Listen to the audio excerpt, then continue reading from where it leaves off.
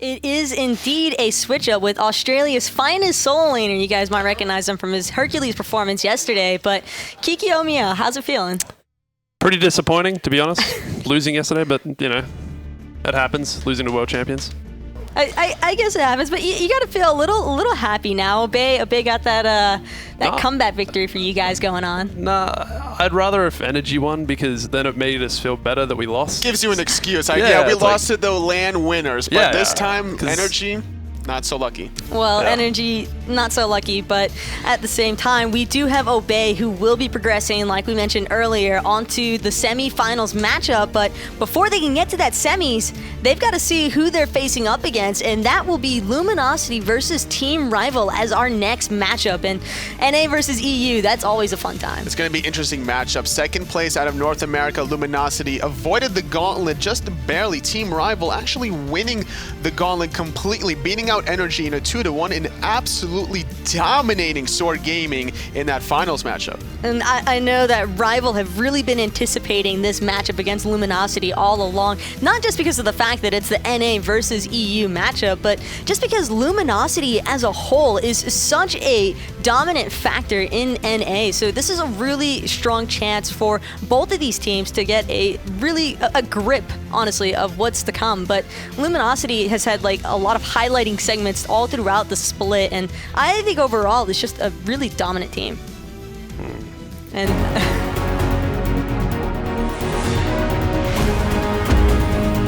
Jeffhindla pops over the wall, Mask is in tow, uses Morgan to change into the Medusa, and there's two of them!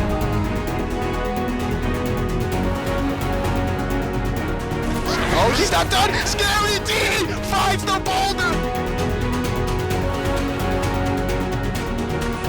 Fire Giant goes the way of Eagle, but 2 crits in a row! Devio to Baskin! Let's go! Kraken 3!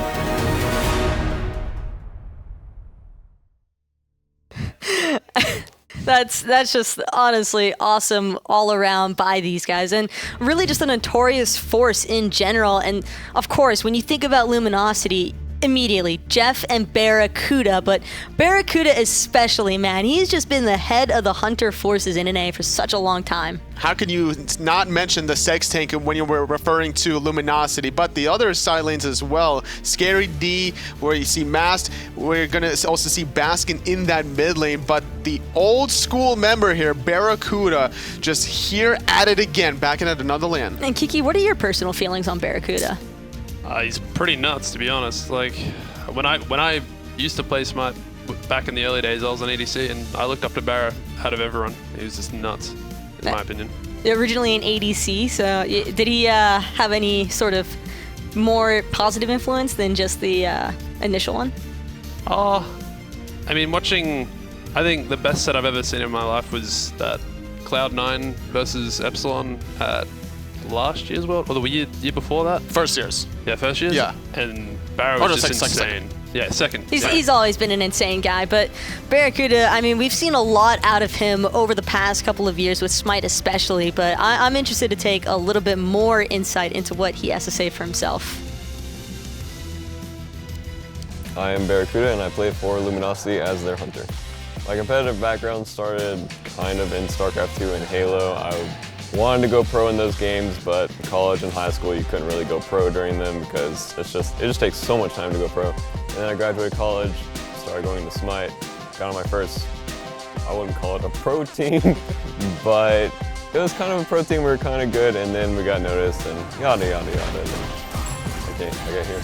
Goals for this year, I don't really have high expectations for this year until Worlds, to be honest.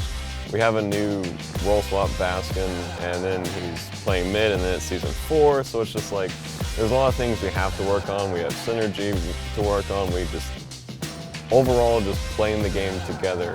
It's a whole process that we're going through. The team that we're most worried about facing, I wouldn't say worried, but we kind of have our sights on, is Obey. Obey, during the split, was just on fire. They were just destroying every team. Like, most teams struggle in new seasons, and they were just like, this is our season. Like, Spring Split is like, we're gonna pop off, we're just gonna destroy everyone. For Spring Split, like, I'm just glad we made it to Masters. Like, for this LAN, honestly, like, if we beat Rival, that's awesome. If we don't, that's fine with me too, because I'm not really looking at this split. I'm not really looking at Summer split. I mean, it'd be nice to go DreamHack, but Worlds is literally everything I'm looking at right now. And Worlds is everything that BaRRaCCuDDa might be able to find, but it does start off here at the Masters LAN. Despite what his expectations might be, I'd still say that BaRRaCCuDDa is a fairly confident guy. Absolutely, and he's definitely done his homework and research. He said he was afraid of facing off against Obey Alliance. That means that he was definitely watching the regular split, at least in the European region. So once there's the matchup is going to start against Team Rival, his opposition vote, you can best be sure that BaRRaCCuDDa has also done his research against that Hunter player. And Kiki, how do you feel especially about this Hunter matchup in particular?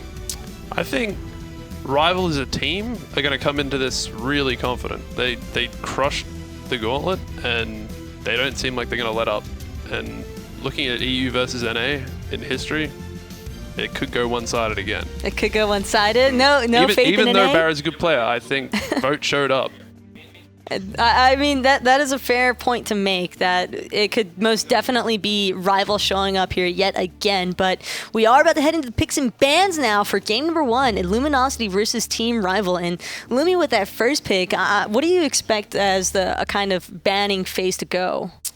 I want to see Luminosity ban out Deathwalker and try and focus on giving iceicebaby a good matchup and try and have him control the game rather than letting Deathwalker do whatever he wants. Is what he did at the gauntlet. Rival definitely leaned a lot towards that early laning phase with Deathwalker. Also, iceicebaby, the MVP from all of the gauntlet, has made his rotations in every single lane. So I wouldn't just be worried against Deathwalker. I'd also be looking at that Hunter matchup, Vote against BaRRaCCuDDa. Vote definitely plays very aggressively, but BaRRaCCuDDa is one that can easily calculate that aggression and then turn it on his head. I'd say that both of these teams have certainly done their homework against each other, though. Luminosity with the Circuit bans against iceice, not wanting to let him have free reign with such a mobile god, and Rival with the Chang'e Nemesis in response. But Cernunnos coming through as the first pick for Luminosity, and do you think that that's the wise decision here? I think it's a really good, really good pick at the moment. BaRRa on that, he should just be able to bully out Vote, and I think that's really good. I think you will be able to do whatever he wants in theory. With this kind of god, you have a lot of utility between changing of the seasons. He has the lifesteal so built into his kit, so he doesn't necessarily have to go into the Devil Gloves right off the bat. Could look for the Aussie a little bit later, and we're seeing Ravana yet again very early in the draft for Rival. The spicy flair of EU lately seems to be centered a lot around this Fafnir support and Ravana jungle, two very large comfort picks on the side of EU. And do you feel as though Susano on the side of Luminosity is going to be able to deal with this Ravana? I think Ravana Faf early is just so strong, and I don't think Susan can really deal with the pressure that those two can really put out.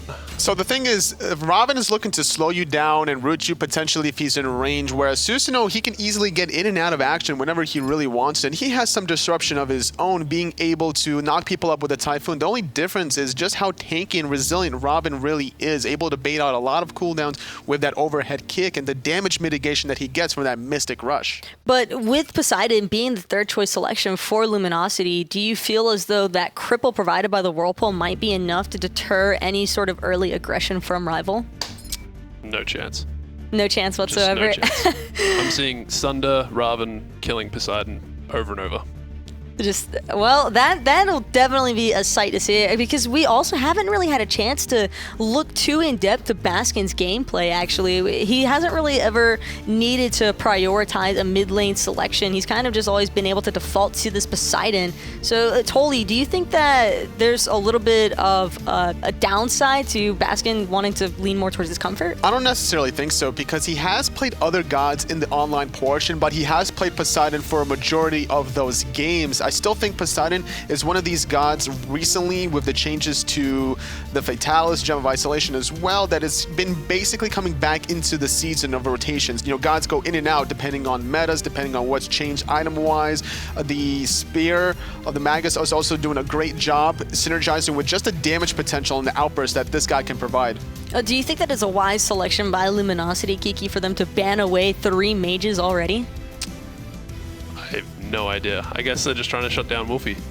don't want to permit him any sort of free space. And Rival, however, taking a page out of NA's book, I mean, EU's never been one to favor the Cabrakan, so why do you think that they're leaning towards it now? I don't know. I don't see why Deathwalker would be playing Cabrakan. I guess you can maybe bully this lane. I don't see many good counters to it. It could be Deathwalker playing the Ravana, and we could potentially see iceicebaby playing the Cabrakan. So I'm expecting Ravana to go in the solo lane for Deathwalker, playing the early laning phase really aggressive against Scary D. And we saw during the Gauntlet, whereas iceicebaby plays the Cabrakan, he blinks in, initiates, does a lot of damage to any squishy target. I was almost anticipating that HughZ pick to be the real deal, considering how much BaRRa will never shut up about HughZ lately. He absolutely loves that god for whatever reason. He thinks that it's incredible, but I do like the selection if it is going to be a Geb on the side of Luminosity, because Kiki, you brought up how Ravana will primarily just be looking to press W at Poseidon, and if it is a Geb locked in, do you think that that'll be enough peel provided for the mid lane?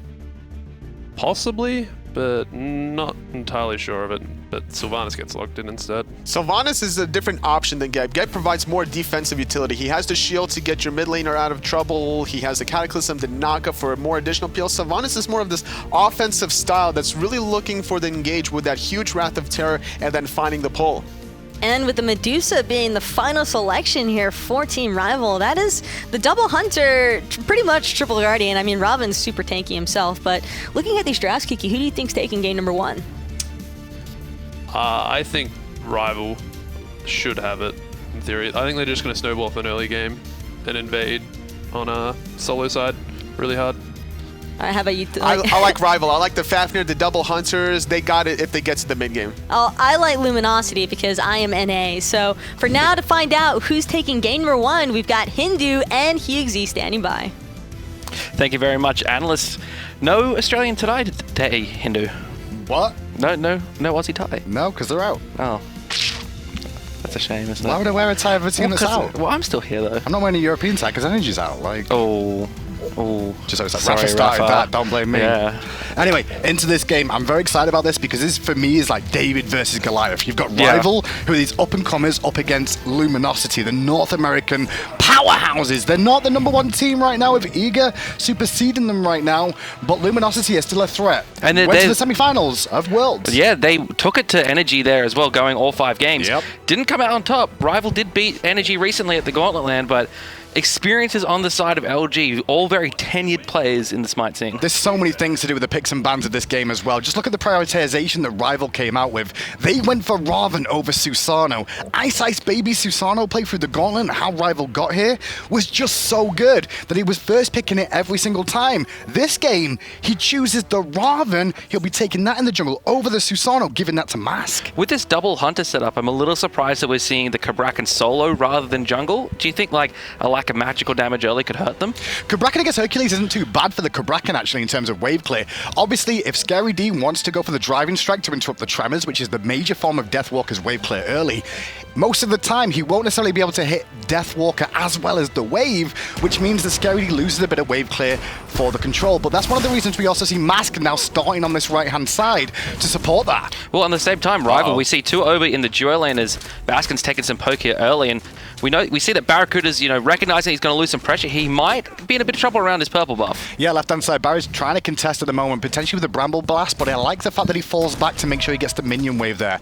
Knowing he's unlikely he's going to get it against 2 members there, Rival stripping that away allows him to hit level 2 early on. I'd like to see Callus maybe rotate out of this lane soon. I understand that they're trying to get Vote ahead a little bit to make sure he can deal with Cernunnos as this game goes on.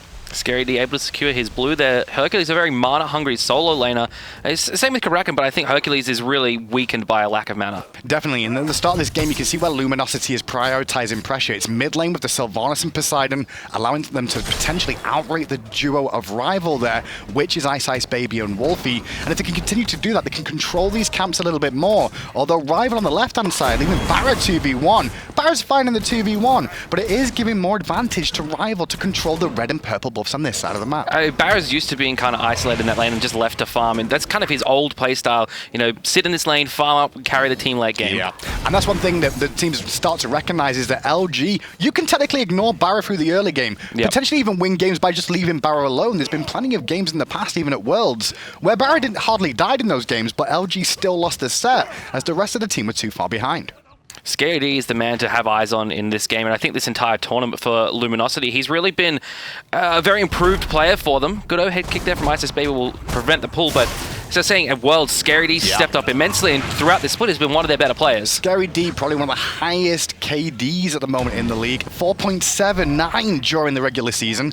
The only person that really passed him in this set so far, hung on right-hand side, a lot of pressure on Deathwalker here, but a nice stun. Still in trouble though. Mask trying to get the kill here, but he's not going to be able to do it. Deathwalker just able to walk away from that one. Very tanky Cabrakan here early. Yeah. His passive doing work, but also look at that. Tier 2 of Breastplate of Valor already online. Yeah, looking for the fast physical protection early on. I'm going to be interested to see whether he goes for the Breastplate, which is something that I potentially expect at this stage. A little bit worried about losing his blue buff over and over again at the start of the game. Means he wants that extra mana, that extra cooldown reduction to have his abilities up a little bit more. Or he could look for Nemean as the game goes on to deal with the Cernunnos and the other two physicals on the side of Luminosity. We're even on patch 4.6, so Susano is going to be looking to do a lot of auto attack cancelling between his one, and so, you know, even a Nemean will help that as iceicebaby and Wlfy rotating to the right-hand side. Petrify comes out. ScaryD falls down for first blood. Just nice, clean kill from iceicebaby. Goes in, drops the Sunder straight after the ultimate as well. And ScaryD, recognizing that there's no real escape from this, he just throws the boulder out, hoping the CC immunity will buy him a second to get away. Too little, too late, though. Rival, first blood.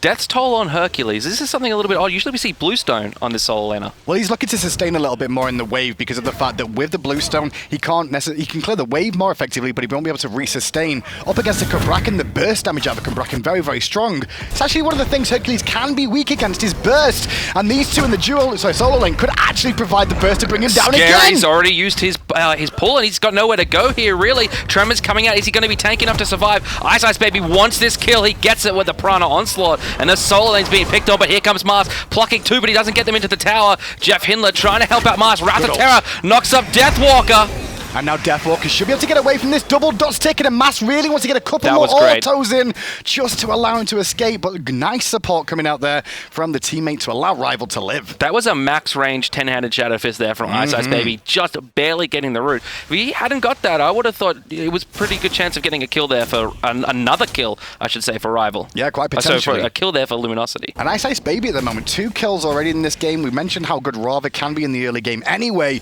but add that to getting a kill lead and being a jungler, able to rotate around the map, it's going to cause a lot of problems for Luminosity. Their positioning has to be perfect as this game goes on, because as you said, that Shadow Fist, it roots in place, and there's plenty of follow-up damage for Rival. iceice's looking to steal away this speed buff. Master's going to be able to secure that one. He should be able to get out here okay, but he doesn't want to get out, though. That's the problem, Hughes. He wants that speed. He does, but look at this. 3 members of Rival here. Kalas rotated over from the dual lane. ScaryD here as well. Gets a nice push into the wall, but iceicebaby's going to be able to get away. Petrify from Wlfy. A little bit over-aggressive from Rival here. I like the fact that they do end up backing up. It does allow Mass to pick up the speed buff that he was really after here. But Rival were a bit indecisive about what they wanted to do. They did want to deny it, the speed buff from Mass, but they couldn't hold the position correctly or choose the correct target. Yeah, I think that's a good point, what you just made there. The target calling, I think, was the really big issue there. You know, you had so many members of Luminosity so spread out. Rival just really struggled to find which target to go on. And ScaryD, though he's been taken down twice early on, he's the same level still as Deathwalker. And the main thing for that is ScaryD is always going to be able to farm consistently. He got pressure early on, remember, with the fact that Mask was over in that solo lane at the start of the game. The big difference, though, is what iceicebaby's been doing. He's positioned himself mid to pick up farm and then rotating to the solo lane to support Deathwalker when he's under pressure. Oracle Harpy should fall the way of Luminosity. They do vote unable to find that triple bounce. I'm looking towards the ADC builds now as we take a look at BaRRaCCuDDa. Previous set, Energy versus Obey Alliance, we saw this Transcendence Bluestone Cernunnos. Now we're seeing a bit more of a traditional start, boots into Iqval. There's a lot of options right now at the start of the season for the Hunters to go. Obviously, we don't see too much in the way of crit, but it's generally, do you want attack speed or power early on is really the question that a lot of the Hunters have to make. Some like the boxing potential from the Iqval, where others love to go for the Transcendence and get those big power spikes and the sustain online. And especially with Cernunnos, the newest Hunter in the game, you know, people are still a little bit unsure about what the optimal build is on him. And this reminds me a little bit of Season 2 regionals with Sol. People were trying so many different builds, what worked, what didn't. Some fell flat in their face, others OP. And the funny thing is with Sol, when you go back to that situation, there was builds that they were all viable. They were all viable in different scenarios, and maybe that could be the case with Cernunnos going forward until all the hunters decide, yes, this is definitely the correct build to be going with. Left-hand side, BaRRaCCuDDa spots out iceicebaby before he can gank him in this lane. BaRRaCCuDDa, we said at the start of this cast, probably going to be very quiet at the start of this game. Yeah, but because he's being quiet now and the pressure from Rival is on this left-hand side, as we mentioned earlier on, you can see them starting to edge around the Gold Fury a little bit. They were a little bit early on going for that, though, because that Oracle Ward was still giving vision for Luminosity. So Luminosity weren't worried about the pressure there. That's why they looked towards solo. Kalas chasing down Mast, and Baskin gets a good nice stun there and forces the beads. That's going to be really big for Rival. It's always the funniest thing when you see two international teams, North America and Europe especially, play against each other, because everybody gets the comfort picks they want. Nobody on either team is uncomfortable with the picks they've got here. They probably both feel like they won the draft in getting those comfort picks online for themselves, but we'll see how the metas collide and which one's on top. Right-hand side, mid-harpies have spawned, but Rival just going to look to push out this mid-wave. We see a Ward Chalice actually on Mast. And that's just going to allow him to continue to ward heavily in the jungle over and over again. Junglers sometimes do take a couple more trips back to base early on, just because of the fact they have to be in the forefront, especially an assassin. But right now, he's trying to defend the speed again. Yeah, and Rival really want to keep this one away. They recognize that Mast, he's a really important piece to Luminosity's game plan. Good overhead kick will prevent the pull in there. But Mast, not only is he the jungler for this team, but he's also one of the primary shot callers. Definitely, he is a primary shot caller, but at the moment, the whole shot calling business is defend my jungle, guys. Stop letting him get to my speed buff. Why are they out rotating us? BaRRa even came to that fight as well, just to notice that. And he loses a whole wave of minions to the tower for that pressure that they didn't even get anything out of. Luminosity falling behind, especially Scary. in the solo now. Oh, Deathwalker gets a nice kill there. Good wall from Deathwalker will prevent too much aggression, but a Kraken's good. BaRRa gets a solo kill, but Mast still going hard. This is big for Luminosity. Not only do they do well in the solo lane, but BaRRa getting that solo kill. Good news for Rival fans, though. Callus is here, and BaRRaCCuDDa will end up back in the fountain. Yeah, that goat eaten up nicely there by the dragon. That is Kalas. So, he gets a kill there, but it's traded out for the support. Not, kind of the optimal thing, but overall, a 3-for-2 trade across the map in favor of Luminosity. Definitely a small win there for BaRRaCCuDDa in that lane matchup, but look at the fact that how many minions he's losing in that wave. He loses another wave to tower there, does BaRRaCCuDDa. At the same time, Vote did manage to farm up most of that wave, so even though he died first in that lane, it's still an advantage to Vote for now, even though the level lead is for BaRRa as it stands. The gold lead is still slightly in favor of BaRRa as well, and this is something we always notice about BaRRaCCuDDa. No matter what situation he's put in, he's always able to farm up very, very effectively and efficiently. I should really note a little bit more as well. I know I'm mentioning right now that Vote is technically ahead. I don't necessarily mean Vote himself, but the team of Rival are ahead because of that, because of the experience shared across the map. Right now it is even between the two teams. Gold Fury being started. Rival looking for this one. They know the Kraken is down for another couple of seconds. Can they secure this one with a Petrify? Maybe they do. Rival gets the Gold Fury, but Luminosity looking to pick them up after some big ultimates are used, but it looks like Rival's going to get a clean disengage. Love the call from Callus to get out. ScaryD is trying to rotate around this right-hand side of the red buff camp, but Rival fall back immediately. And there's nowhere really on the map for Luminosity to pressure, other than the tier 1 they did get in the right-hand side after those 2 kills. Finally, we're seeing the Sex Tank Joy Lane reunited at last here over on the left-hand side, just farming up a little bit. Jeffhindla primarily been around this mid lane, keeping, a little bit of a comfortable hand on the shoulder of Baskin. Definitely, they're trying to let Mask a little bit more rotation ability for him with having the starting position for Jeff in the mid lane. BaRRaCCuDDa in a 2v1 was going to be fine in the early game, even like we mentioned a minute ago, got the solo kill. So he's working out fine, which is allowing Mask to be a little bit more free at the moment. He's done a very good job there, Mask, as well, of not dying and also keeping pace with iceicebaby. We're seeing him going to the hi-rez. We are playing on patch 4.6, so Susano still does get some extra hits in between his one combination with that hi-rez, so look for him to be doing a lot of damage. We saw Adapting run over the Oceanic team LG Direwolves yesterday with that pick. Definitely, and we'll see if they can do the same thing here for Mask, because this is a good situation for Luminosity to be in now. There's not a whole lot of pressure from Rival on this right-hand side, but plenty of war coverage from both teams, specifically Rival here to keep vision on what Luminosity are trying to do in their own jungle. We've seen them right from the start look to invade the speed buff over and over again. This is probably going to be the first speed buff Mask going to get really uncontested, and it's kind of a little bit more the European playstyle. And some of that credit actually goes to what Luminosity did in the solo lane there. Because they got that turnaround kill with ScaryD and Mask managing to pick up Deathwalker and iceicebaby there, and then take the tier 1 tower. The tier 1 tower, the real talking point there, because it's relieved pressure on the fact that Cabrakan can't push the wave as easy and then have nowhere to fall back to, which means they can't continue to siege onto the speed. Yeah, keeping that Cabrakan over there in the Soul Lane, really, his ultimate, his whole kit is designed to be in and amongst the enemy team, specifically looking at the backline, looking at people like Baskin, looking at people like BaRRaCCuDDa, even in this situation, maybe a little bit at Mast early on when he's still still a little bit vulnerable, but the fact that he's been kept over in the Soul Lane, his build is taking a little bit while to get aligned. That's a Warlock Sash. I thought he... I mean, I guess... Well, it's going to give him plenty of health pool, which is one thing he needs to be careful of. He's got to be worried about Krakens coming out from Baskin.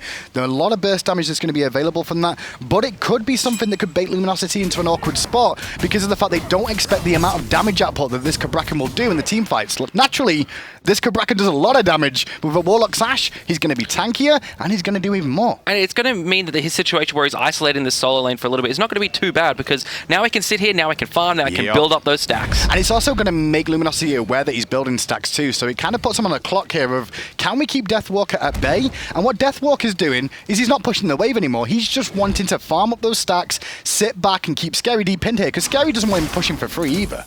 Exactly right.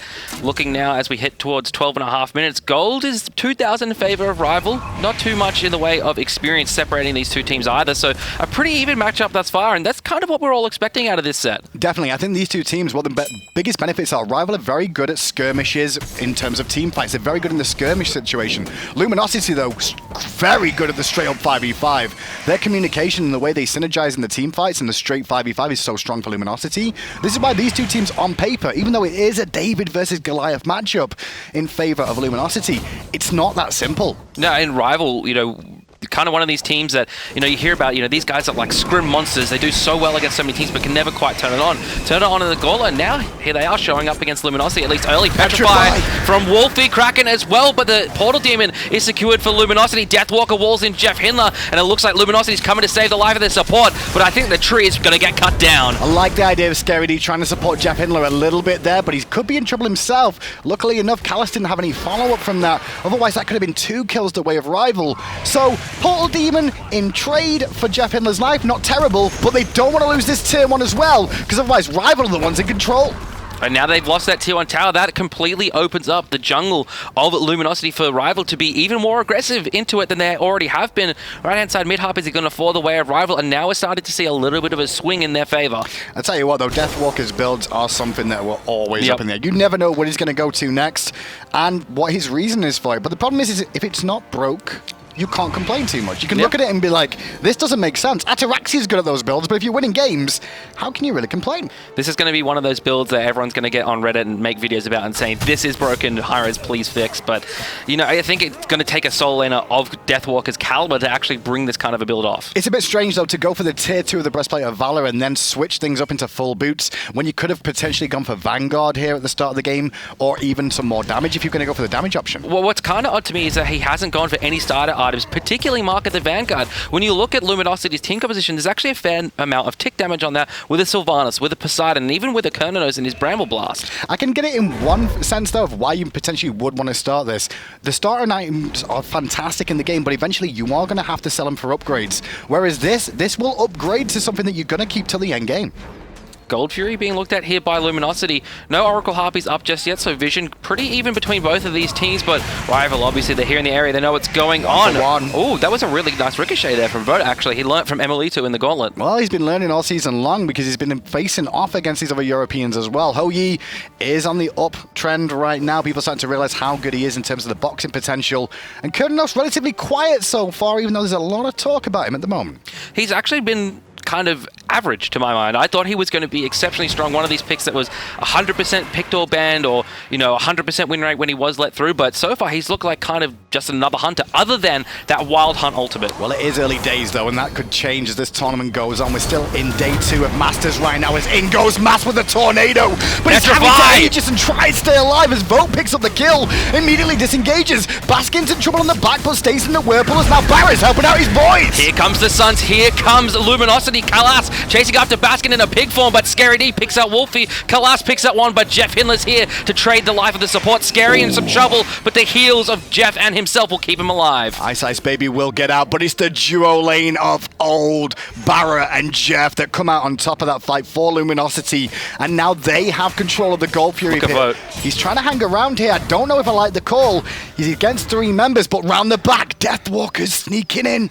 Deathwalker, who's he going to find? It's going to be Scary D, but no! Great. Scary punches him into a wall and says, not today, Stone Man. Scary D just took a back step for a second there, missed the auto attack, which would have confirmed the stun and allowed the setup potential from Vote. That one little back step just allowed the driving strike to reposition, get himself back to safety. Nice little play from Luminosity, but it's better from Rival because they defend that Gold Fury. They prevent them from doing it, and I was sitting with Eager outside watching the last set, and they were saying HughZ is the most annoying hunter to try and take a Gold Fury against. Just because of ricochets and the Suns as well, his ability to be able to reposition or sometimes just get that lucky triple shot that will not only kill the Gold Fury potentially, but maybe 2 of your teammates as well. I mean, we saw that energy versus Rival, so they're intimately familiar with that. Maybe some, they're looking to exploit that against Luminosity. BaRRa stunned out by Kalas, but he's going to be all right with that. His support's here to heal him up, but BaRRa thus far in this game, he hasn't been the primary focus of LG here at the start. It's really been more on this right-hand side, but as we said before, he's very, very happy with that.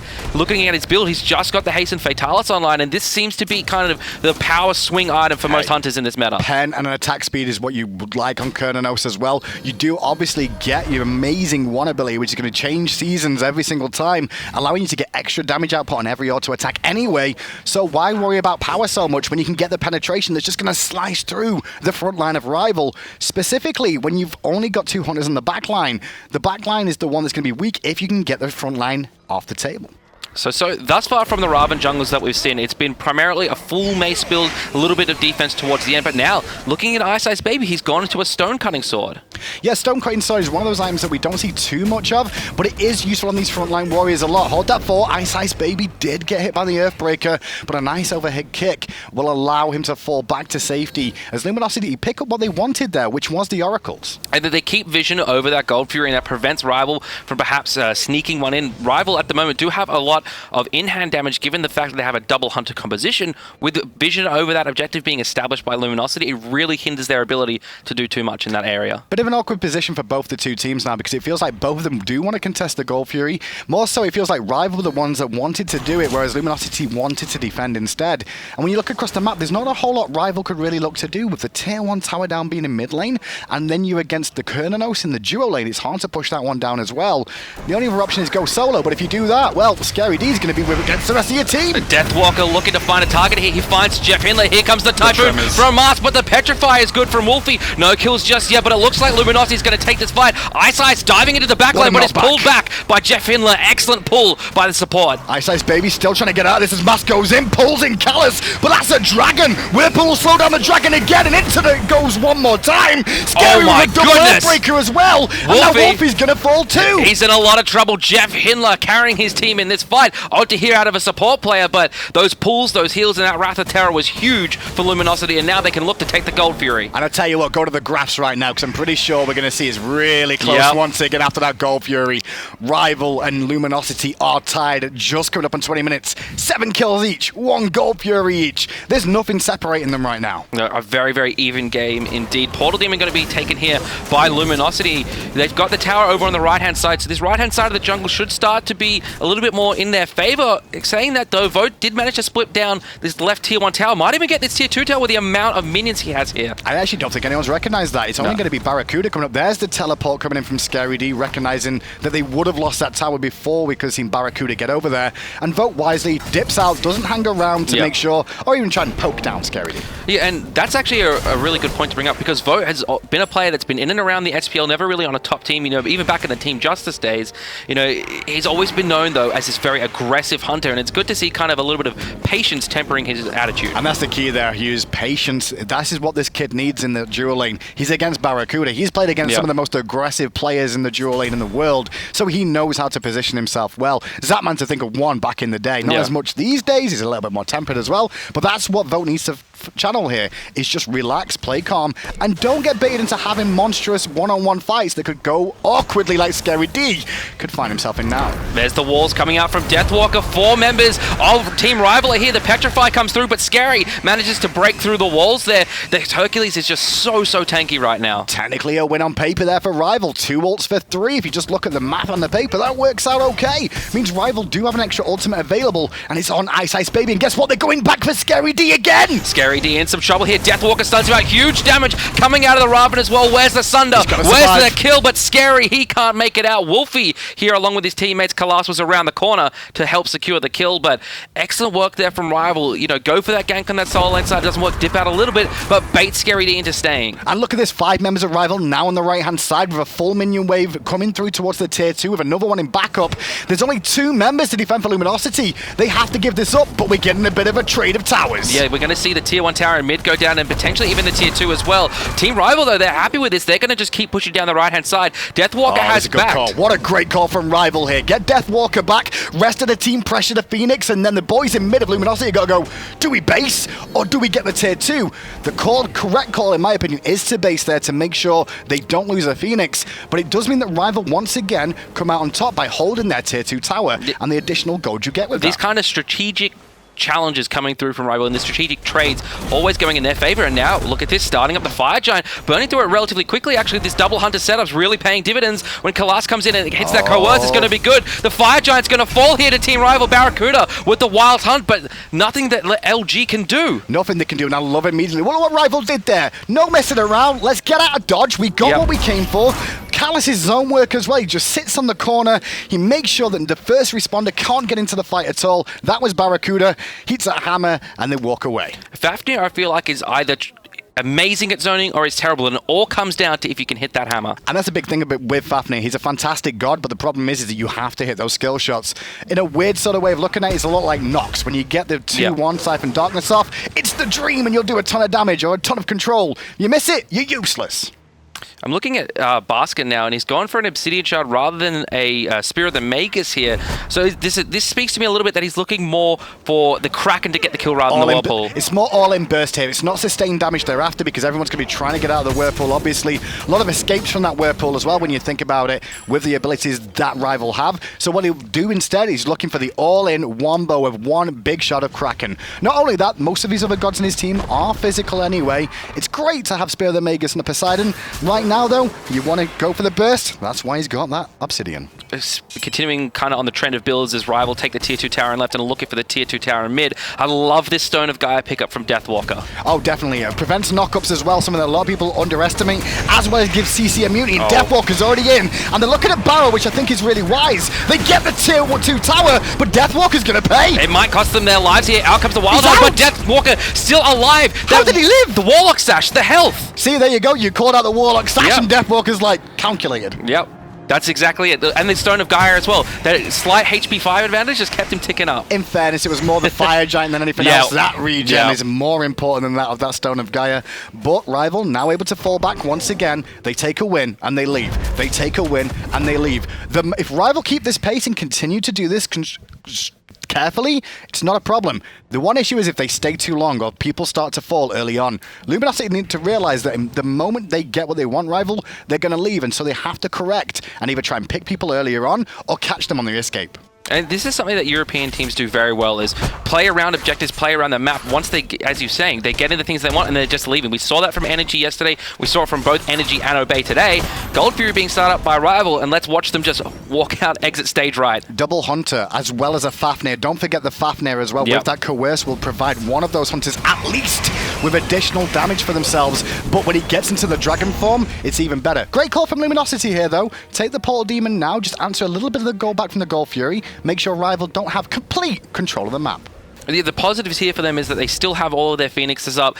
We've got about a minute left on this Fire Giant, so it's going to be very difficult for Rival to look to push any of these Phoenixes. You're right, Hughes, but the problem is that Luminosity are technically on a clock this game. They do have BaRRaCCuDDa on Cernunnos, and we know how good Cernunnos can be. The problem is that Rival do have 2 Hunters. The longer the game goes, the sooner they reach full build, and they're both going for penetration power options now. You can see the Titans being already online for Wlfy in the mid lane. It's something he went to a lot in the Gauntlet. They Tower Shred potentially is a amazing. But not only the tower shred, their frontline shred too, which means Hercules isn't going to be as useful as this game goes on. I'm looking at Luminosity's builds and I'm not seeing any attack speed reduction or physical damage reduction. It's awkward who to put it on. Where do you fit it in your build? If anybody, you could look towards Jeffhindla to look for potentially a Witchblade to help them out, reduce a bit of his attack speed, or is it more look for a pick early on? There's the benefit of that Gaia right there. It's scary. Actually taking so much poke there from Vote MBK, and just oh my goodness! Now this Phoenix is getting shredded as well. In comes the Wrath of Terror Boulder and the Kraken as well, but there's no damage here for Luminosity. Deathwalker's still alive. The left-hand side Phoenix falls. iceicebaby going and looking to punch BaRRaCCuDDa's face, but he's dragged into the Titan pit. But here comes the rest of Rival, and Wlfy claims the life of Jeffhindla. Nobody noticed it, but it was Callus' shell that did so much work in that engagement there. Beautifully timed to absorb the boulder, the Kraken damage that came out, and that's why the front line of Team Rival survived. Obviously, they've got a little bit of tankiness to their name as well, but it was a lot of play down to that support man Callus, who got his Fafnir, which a lot of people in Europe started to respect as the tournament went on in the gauntlet. Yeah, Fafnir, I've definitely heard tale of being one of the strongest support picks coming into this tournament. People, Fafnir fell out of a little bit of favor at the start of this season, but now he's really starting to creep his way back up in terms of tier lists and power rankings. Yeah, Fafnir has a lot of powers that go unnoticed as well. Yeah. The ability to be able to coerce a hunter in one lane, or even any player in a lane, Yeah. then actually leave the lane to go and farm a different lane, and still get farmed from the original lane of the coerce, because it's his damage that they're technically doing for him. It allows him to continue to get those watches stack passives, which means that he doesn't have to be on the map or around as often to get as much farm. Fire Giant going to be spawning here again, and Rival's already there, already looking to take that one. Scary's going to take his own blue buff. Callus and iceicebaby doing a nice job zoning, and the Fire Giant's pretty much already dead. Boulder, boulder, boulder. No, I like the idea though. That had a chance. I don't think he would have clipped the Fire Giant, but I like the idea from Scary to try and make a play. With the left-hand Phoenix down now, I want to see Rival immediately pressured down this right-hand side. No hesitation, no messing around, powerhousing again. Although they don't have the shell this time, maybe they want to choose to hold back and wait for that and push the minions in. We'll see as they get to this Phoenix. Kraken and pretty much every single ultimate is up for the side of Luminosity, except for Scary D's Boulder. All ultimates up on the side of Rival. Keep an eye on those minions on the left-hand side. The moment you see Mask go over there is the moment you may see Rival start to engage a little bit further forward. They're looking for somebody potentially to just rotate to the left. Problem is that as that happened, Rival are like, you know what? They're all grouped up. We'll just fall back and take the speed instead. Well, that's a positive of Mask playing Susano, who's very mobile, very fast god. So he should be the one for Luminosity that's going over and clearing those waves. And you talk about mobility, they're giving Wlfy that secondary speed buff, the mid laner on Medusa. The sidestep ability of a Medusa is fantastic anyway to juke around the fights. Not only that, now with the speed, causes more problems. Look at Deathwalker just tanking absolutely everything Luminosity can throw at him. Nothing coming out. Good Barra's stuns in there. trouble. BaRRa forced to burn the beads, but he's going to be alright just No, for now. he's not. Wild Hunt comes out. He's forced to dash away, but in comes iceicebaby looking to rearrange his face. BaRRa somehow still alive in this one. Beautiful sustain, and now the Phoenix does fall down. Rival get what they wanted once again, and look what they do. They could have continued to pressure, but instead, they'll rotate towards mid, and I love the idea of go for the minion wave. Bring the minions with you. Don't try and backdoor the Phoenix and potentially cause a problem. Keep the pressure on. I'm just amazed BaRRaCCuDDa lived there. Like, I thought for sure when I saw that Cabrakan come in on him, I was just like, there's going to be so much damage. How does a Cernunnos live in that situation? That's all Jeffhindla. Jeffhindla did so much work for him there in that fight, peeled for him as best as he could. The sustain that came out, the shell, the meditate, all kept BaRRa topped up. But this time round, he may need more help. He needed to use his ages there. Mars and BaRRaCCuDDa combining for a kill. Vote's going to pick up Scary, though, and now the health pool of Luminosity is very, very low here. Jeff does have some heals, but it's not going to be enough, as we're seeing 3 waves of minions be pushed in towards Luminosity's Titan. Well, the minions are coming, Hughes, but at the moment they're trapped on the left and the right. 5 minions will be starting to enter, and I want to see Rival kind of fall back here. They will be a bit worried about giving pressure up to Luminosity, unless Luminosity going a bit too deep. Baskin forced to ages. iceicebaby just focusing down this Poseidon, but the Gem of Isolation is doing work. Callus is got to be transforming back soon, and if Luminosity can play around that, they might be able to find a pick. But just look what Rival are doing here. They're burning relics consistently. We just saw the Aegis used there by Susano, as well as Baskin. Those Aegis on cooldown. When Wlfy gets back here and the fire minions are pouring in, it makes it more difficult to get away from people like Cabrakan. Finally, BaRRaCCuDDa's going to fall to iceicebaby. Good Kraken there from Baskin, but it's not going to be enough as Deathwalker claims the life of Jeffhindla. Vote taking a lot of damage from Mars, but Mars forced the beads out and now run away from this Ravana who roots him in place, but Scary D knocks away the jungler from Team Rival. But all this is doing is allowing Rival to continue to get fire minions into the base, chip away at the Titan, slowly but surely. Rival can't really lose this game from here. It's very unlikely that you can lose a game at this point. If you go to the graphs, we've not really looked at the graphs too much here. It's around a 13,000 gold lead, which is still important to mention here. Only reason being is because Luminosity haven't finished builds quite yet, still not on their 6th item just now, and Rival will be able to start investing into these extra potions that are going to be available to get extra power off in the next engagements. If we were a few patches earlier, it could have been some rituals, but not in the game anymore. I think a lot of players will be sighing relief at that, but Luminosity don't have a bad team composition to defend their base with. They've got some big area of effectabilities with, Baskin and BaRRaCCuDDa. But I want to make note, again, of the target calling coming out of Rival. You were mentioning they were just looking to burn relics, and they prioritized BaRRaCCuDDa especially. They went on him once, didn't get him. Twice, didn't get him. But then all his relics were down, and importantly, all Jeff's relics were down. But it wasn't just that fight that we saw that in. We saw it in the solo lane against Scary D. They rotate on Scary, they force all the abilities from both teams, and then a few seconds later, go back to it again. Luminosity need to make a couple of corrections for Game 2 here. One of the major ones for me is make sure that they're aware of the re-engage that will come out from Rival. They like to re-engage a second time, and that's where Luminosity's downfall has been. I actually really like this Masamune pickup on iceicebaby. It's passive, allows you to get extra protections the more enemies you're around, and it just suits the Ravana jungle playstyle perfectly. You want to be diving in and amongst as many targets as possible. Definitely, and then we've got damage reduction from your ultimate on top of that. It's going to cause him a lot of problems to try and bring down that frontline Ravana, who's going to be slowly CCing you as much as possible with the root overhead kick when he's going to take a big burst.